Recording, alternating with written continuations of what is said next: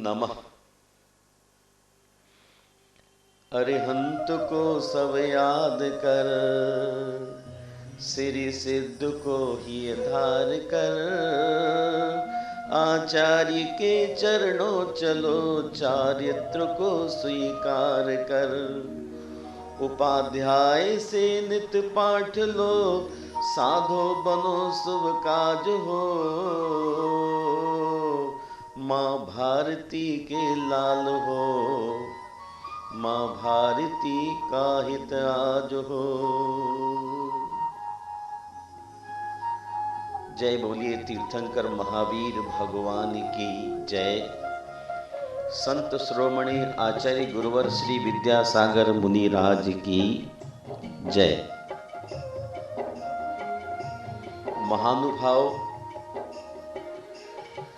जहां दृष्टि निक्षेप होता है वहीं देखता हूं वर्तमान मानव दिन प्रतिदिन अनेकता में विभक्त होता जा रहा है। उसकी एकता खंडित हो रही है। पारस्परिक वैमनस्य और विद्वेष बढ़ते जा रहे हैं। दृष्टि के दर्शन को जब मन स्वीकार कर लेता है तो है व्यग्र हो उठता है और चाहता है समाधान। जब मन अतीत की मानवीय चेतना पर विचार करता है तो पाता है वह बेहद उज्जवल थी। आचार विचार तथा प्रेम वात्सल्य की छलकती गागर थी। यूं तो भेदभाव, दोराव छुपाओ, कमोवेश अनादि से चले जा रहे हैं, किंतु संप्रति मानवीय चेतना में कुछ नवीन प्रवृत्तियां जन्म गई हैं, जिनमें दो प्रवृत्तियां बेहद खतरनाक हैं। एक सरप्राइज देना, दूसरा सेल्फ लाइफ। इन दोनों ने विचार विमर्श या मेल मिलाप जैसे गंभीर तत्वों को नकार दिया है। पहले सभी मिल बैठकर एक दूसरे के सुख दुख पर विमर्श करते थे, फिर उन्हें धैर्यपूर्वक आपस में बांट लेते थे। दिलासा, उत्साह और सहयोग भरी प्यारी प्यारी बातों में सारी रात कब गुजर जाती थी पता भी नहीं लगता था। व्यवहार में थोथा, बेवजनी शिष्टाचार, प्रदर्शन तथा दिखावा नहीं, प्रत्युत प्रेम रस में सना प्रगाढ़ आत्मी व्यवहार टपकता था। उस निश्चल प्रेम समन्वय पर विचार करता हूं तो आंखों से आंसू टपकने लगते हैं, दिल धड़कने लगता है, मन सिसकियां भरने लगता है, चित्त घबरा उठता है। हमारा प्यारा सा सलोना सा रुनझुन करता हुआ है निश्चल जीवन, खनकती हंसी, मिल बैठकर सलाह मशवरा करने की प्रवृत्ति ना जाने किसकी गोद में दम तोड़ रही है। कौन सवार है हमारे दिल दिमाग पर? प्रेम बांसुरी के छिद्रों पर किसने जड़ता की अंगुलियां जड़ दी हैं, जिससे उसका माधुर्य स्वर पोली लकड़ी जर्जर जीवन में ही कैद हो गया है। उसकी अभिव्यक्ति के मृत्युंजयी माध्यम मरने लगे हैं। महानुभाव, एकदा गई रात तक सोचता रहा तो ज्ञात हुआ सत्य की अस्वीकृति और समन्वय का विस्मरण, ये दो ही विघटन के प्रमुख घटक हैं। मैं का उन्माद, माया की माया, मोह का अंधत्व, ये तीनों सत्य को स्वीकृति नहीं देते एवं समन्वय तो इनकी कार्यशाला से बर्खास्त ही है। मद, माया और मोहजन्य धन, पद, रूप, पूजा प्रतिष्ठा, सत्ता, ज्ञान एवं झूठे कृतत्व के अनुशासित एकता जैसे तंत्र को तोड़कर विकृत और उच्छृंखलित एक तंत्र को स्थापित कर प्रेम की सजला सरल सरिता को पंकित कर दिया है। स्वार्थी अंगुलियां प्रेम बांसुरी के छिद्रों पर मुट्ठी बांधकर बैठ गई हैं। इसलिए ना तो जीवन में सरसता है, न ही प्रेम के मधुर निनाद किसी कंठ, हृदय व अधरों पर निनादित हैं। यह जानते हुए भी कि एकता जीवन है, अनेकता मृत्यु, एकता उन्नयन है, अनेकता पतन, एकता अमृत है, पीयूष है, सुधा है, एवं अनेकता विष, हलाहल, गरल है। एकता ऋजु अर्थात सरल है, जबकि अनेकता में कुटिलता है। ग्रंथियां हैं, दुख है, असुरक्षा अर्थात अत्राण भय है। फिर भी हम अपने मन की कुंठित ग्रंथियां नहीं तोड़ पा रहे हैं। अनेकता के दुष्परिणाम देखते हुए भी अपनी आंख का मल साफ कर उसे दिव्यता नहीं दे पा रहे। आचार्य भगवान कुंद कुंद के शब्दों में ऐसा जीव पर्याय मूढ़ है, घोर मिथ्या दृष्टि है और है दीर्घ संसारी।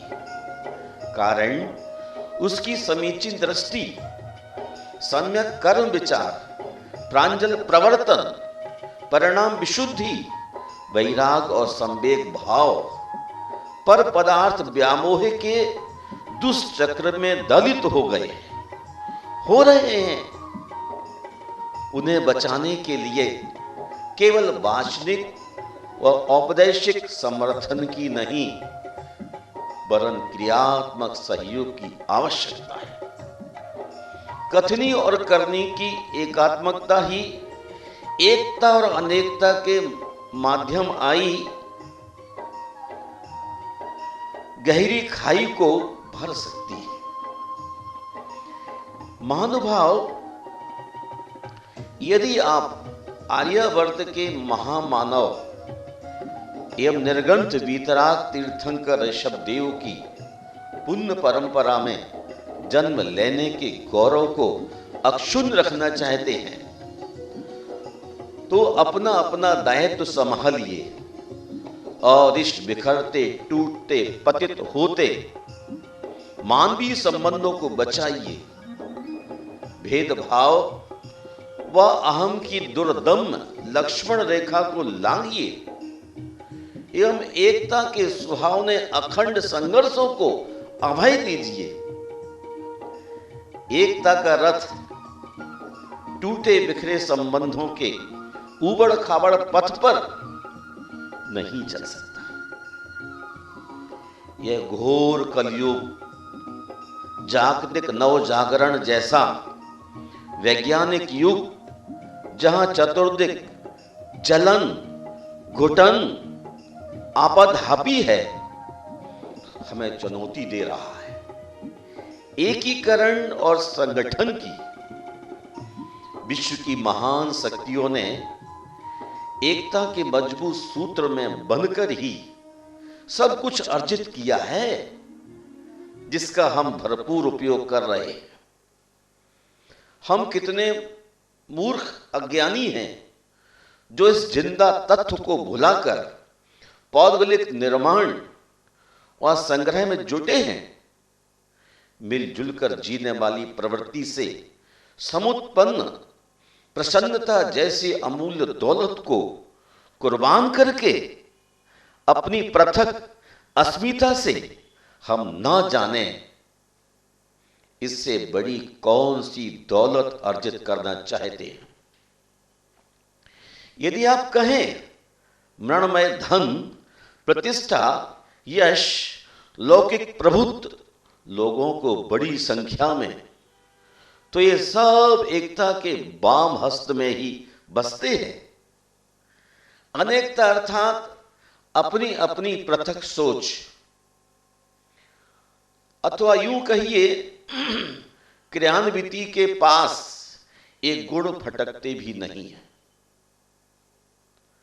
कदाचित किसी पूर्व पुण्य योग से इन सब का जुड़ाव जमाव भी हो जाए तो हार्दिक प्रेम के अभाव में ये सारे नकटी के श्रृंगार की तरह हास्यास्पद हैं। कवि कहते हैं, प्रेम प्रीति स्नेह बिन सब झूठा संसार, प्रेम प्रीति स्नेह बिन सब झूठा संसार, धन वैभव सुख संपदा नकटी का श्रृंगार। प्रेम जीवन का सरोवर है, वह एकता के बांध से रुकता है। आप तो जानते ही हैं कि बांध टूटते ही सारा सरोवर खाली हो जाता है। जरा विचार कीजिए, क्या हम एकता के मजबूत बांध को भेदभाव के कुठारा घास से भंजित कर मन भेद, विचार भेद एवं कर्म भेद में अपनी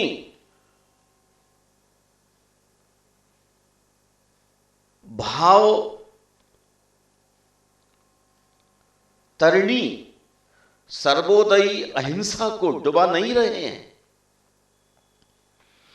यदि इस असार संसार में आपको फलना फूलना है, जीवन में सद्गुण रूपी मधुर पक्व फलों का रसमयी अमृत संग्रह करना है तथा गौरवशाली इतिहास में अपना यशमयी नामांकन कराना है, तो अपनी ढपली, अपना राग को छोड़ना होगा। इस महत् कर्म के लिए यह निषेध परक गुण धर्म ही पर्याप्त नहीं होगा। विधेय पक्ष में हमें अपनी स्नेह बंसी को पुरजोर बजाना होगा। यह कर्म दृढ़ चरित्र की मांग करता है, जो कि संभव मनुष्य के लिए कठिन अवश्य है पर असंभव नहीं। ध्यातव्य है, स्नेह अग्नि है। अग्नि चाहे कोई भी हो, चंदन की, निम्ब की, साल की, उपले की, सामान्य अरिणी की, गैस अथवा भट्टी स्टोव की, जठराग्नि की अथवा मोम की भी क्यों ना हो, उसका कर्म है संपर्क आगत को जलाना, विदग्ध करना। आपके हृदय घट में जब स्नेह की अग्नि प्रज्वलित हो जाएगी तो वह सारे भेदभाव, दौर मनुष्य, वैमनस्य, विद्रोह, विद्वेष, ईर्ष्या, जलन, यूं कहिए असूया, माया, मद, मिथ्या दंभ, झूठी प्रतिष्ठा आदि आदि सर्व वैकारिक विभाव भावों को विदग्ध कर देगी और परिशुद्ध कर देगी भ्रातृ भाव एवं प्रेम एकता के निर्मल बातास को। जैन संस्कृति विश्व की सर्वोपरि अहिंसा प्रधान संस्कृति है, जो संपूर्ण उदात्त मानवीय चेतना का प्रतिनिधित्व करती है, इसलिए कि वह संगम का प्रतीक है। विघटन की कोई संभावनाएं यह नहीं जन्मती। मिलन का नाम है संगम। इस संगम में मेल मिलाप, मिलन, सम्मिलन, संवाद, आवाद, सादगी, संजीदगी, सहयोग, सहकारिता, सह अस्तित्व, सहभागिता और समरसता, मधुरता की अनंत सरिताएं आकर मिलती हैं। इसमें सुख, समृद्धि, शांति और खुशी जैसे सैकड़ों मराल तैरते हैं तथा अहिंसा, अपरिग्रह, स्नेह, वात्सल्य, प्रेम, प्रीति, करुणा, दया, सद्भावना और सहयोग की असंख्य उर्मियां इठलाती हैं। इस संगम में स्नान करने वाले पात्र की भी कुछ योग्यताएं निर्धारित हैं। जो विनम्र, सत्यग्राही, ऋजु, साम्य, अक्रोधी, सहिष्णु, धैर्यवान, संतोषी हो, विघ्न प्रिय न हो, आचार की पवित्रता और विचारों की विकटता,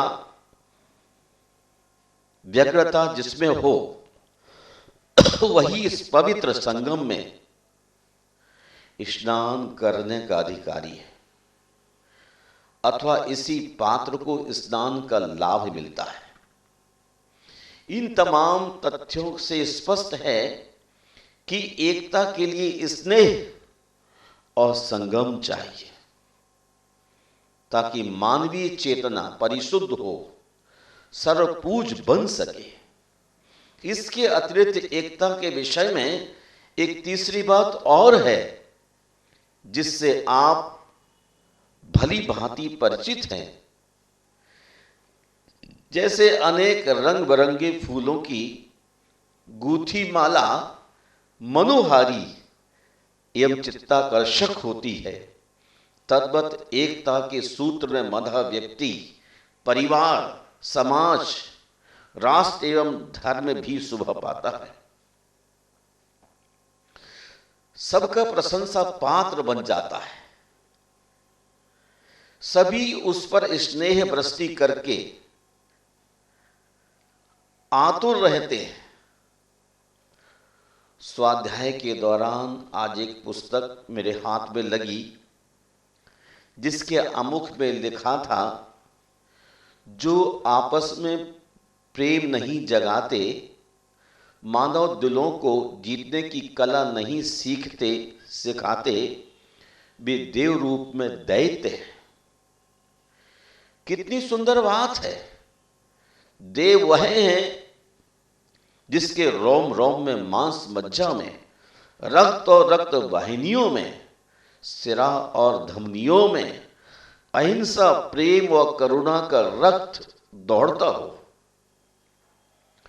जिसका वचनामृत पारस्परिक कलह से विदग्ध हृदयों पर शीतल लेप करता हो, मनोमालिन्य को दूर कर टूटते बिखरते आत्मीय संबंधों को जोड़कर प्रेममयी रज्जू से बांधता हो।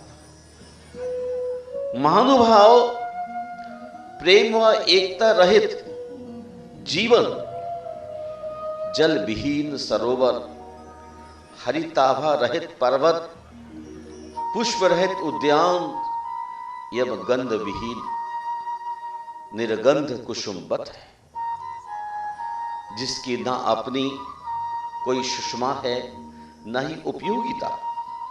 आइए सारे भेदभाव भुलाकर एकता का ककहरा पुनः पढ़े और इन्हीं ककहरों की वर्ण माला से जीवन की सुंदर सी कविता रचें। संस्कृति सूक्ति है, संघे शक्ति कलयुगे, कलयुग में संग समूह में ही शक्ति है। अंग्रेजी में कहते हैं यूनिटी इज स्ट्रेंथ, एकता में बल है। अनेकत्व तो निर्वीर्य है। चिड़िया और चींटियां यदि एका कर लें तो बलशाली वनराज शेर की खाल खींच सकती है। आपने मधुमक्खियों को देखा होगा, ये मधुमक्षिकाएं जब मिलकर सामूहिक आक्रमण करती हैं तब 5-7 फुट के इंसान को, जो आकाश में बड़े बड़े वायुयान उड़ाता है, अगाध जल राशि में जलयान चलाता है, बड़े बड़े बम बनाता है, ख्याति लब्ध उद्योगपति है जो अनेक फैक्ट्रियां चलाता है, विश्व नक्शे पर विख्यात है, ऐसे बलशाली को भी अपने डंक प्रहारों द्वारा पल में परास्त कर देती है। एकता का चमत्कार दुश्मन का तिरस्कार है, अर्थात एकता देवत्व के समक्ष बड़े बड़े दैत्य भी घुटने टेक देते हैं। एकदा आम फल ने संतरा फल से पूछा, भैया संतरे, ये तो बतलाइए कि मैं पूरा समग्र एक हूं, इसलिए सर्वथा रस से सराबोर हूं, किंतु आप तो अलग अलग कलियों में विभक्त हो। प्रत्येक कली का आवरण भी पृथक पृथक है। उन पृथक पृथक आवरणों में रसकण जुदे जुदे हैं, फिर भी सभी रस कणों में समान मधुरता और रसत्व कैसे है? संतरे ने हंसकर जवाब दिया, भ्रात, सहकार। आप तो सहकार ही हैं और हम लोग पृथक पृथक विभक्त होने से फांक कहलाते हैं। किंतु मेरी बात को कान देकर सुनिए, हम लोग देखने में जुदे जुदे भले हैं, किंतु हमारी रस शक्ति प्रदात्री जड़ एक है और हमारा सुरक्षा कवच छिलका भी एक ही है। इसी एकता के संरक्षण में हम सभी भिन्न भिन्न कलियों में होते हुए भी समान रूपेण रसदार और मधुर है। यह है एकता का सत परिणाम। सच है, एकता जहां शक्ति संरक्षण देती है, वहीं उसकी मधुर छांव में आदर सम्मान, पूज्यता और समरसता है। इससे विपरीत विभक्त तत्व में तिरस्कार, घृणा, पराजय, उपहास, कष्ट, एकाकीपन एवं विद्रूपता है। एकता का मूल भाव सुरक्षा है। एकता से सुरक्षा से आत्मविश्वास और आत्मविश्वास से कुशलता का माणिक दमकता है, चमकता है। एकता की सुदृढ़ पृष्ठभूमि पर श्रेष्ठ मानवता का सृजन होता है। एक बात पर और गौर कीजिए, जहां आपसी मित्रता, एकता, प्रेम भाव, आदर सत्कार, मेलजोल नहीं है, वहां जब तक व्रत उपवास, नियम संयम, साधना, प्रार्थना थोते चढ़क के समान व्यर्थ है। एकत्र तिनके झाड़ू बनकर गंदगी साफ करते हैं और जब वे ही बिखर जाते हैं तो गंदगी पैदा कर देते हैं। कचरा साफ करने वाले खुद ही कचरा बन जाते। महावीर के शब्दों में जो भेदभाव रखते हैं, वे कभी धर्माचरण नहीं कर सकते। वे ना तो सुख के पात्र होते हैं और ना ही उन्हें गौरव मिलता है। क्योंकि उन्हें न शांति वार्ता सुहाती है, न प्रेम लुटाना आता है। महाभारत के उद्योग पर्व में महर्षि वेदव्यास संबोधित करते हैं, हे धृतराष्ट्र, इन जलती हुई अरणियों को देखो, अलग अलग होने पर कैसा धुआं छोड़ रही हैं, और ये एक साथ हो जाएं सो सप्तर्चिस प्रज्वलित हो उठेगी, निर्धूम अग्नि बन दमक उठेगी। महर्षि अंगिर कहते हैं, शिष्यों, इस जलती अंगीठी को देखो, ये एकत्र अंगारे कैसे दमक रहे हैं, और यह पृथक पड़ा एक अंगारा निस्तेज है। राख की मलिनता से बेचारा मुरझा गया है। इन दृष्टांतों से स्पष्ट उद्घोषित होता है कि जाति बंधु भी आपसी फूट के कारण कष्ट उठाते हैं, और एकता के वितान में बैठ जाने पर सुख साधन स्वयं अपने पैरों चलकर उनके पास पहुंच जाते हैं। फूट के परिणाम बड़े खतरनाक हैं। जब शत्रुगण गणराज में धन पद का लोभ देकर आपस में फूट डाल देते हैं, तब बड़े से बड़ा गणराज पराजय के महागर्त में डूब जाता है। एकता की कसौटी है, एक दूसरे को दोष ना दें, आरोप प्रत्यारोप के सिलसिले को तोड़ दें, क्योंकि किसी भी घट में, घर में, परिवार, संघ, समाज, राष्ट्र व देश में उस समय तक एकता और प्रेम के खुशबूदार फूल नहीं खिल सकते जब तक एक दूसरे के दोषों पर जोर देते हैं। इसलिए दोषारोपण की दुष्ट प्रवृत्ति रूप मेघा बलियों को हटाएं। इनके हटे बगैर एकता का सूर्य उदित नहीं हो सकता। जैसे मेघाच्छन्न प्रचंड प्रतापी सूर्य भी निष्प्रभ निस्तेज हो जाता है, उसी प्रकार दोषारोपण जैसे दुर्गुणों से आच्छादित चेतना का ब्रह्म तेज भी हतप्रभ हो जाता है।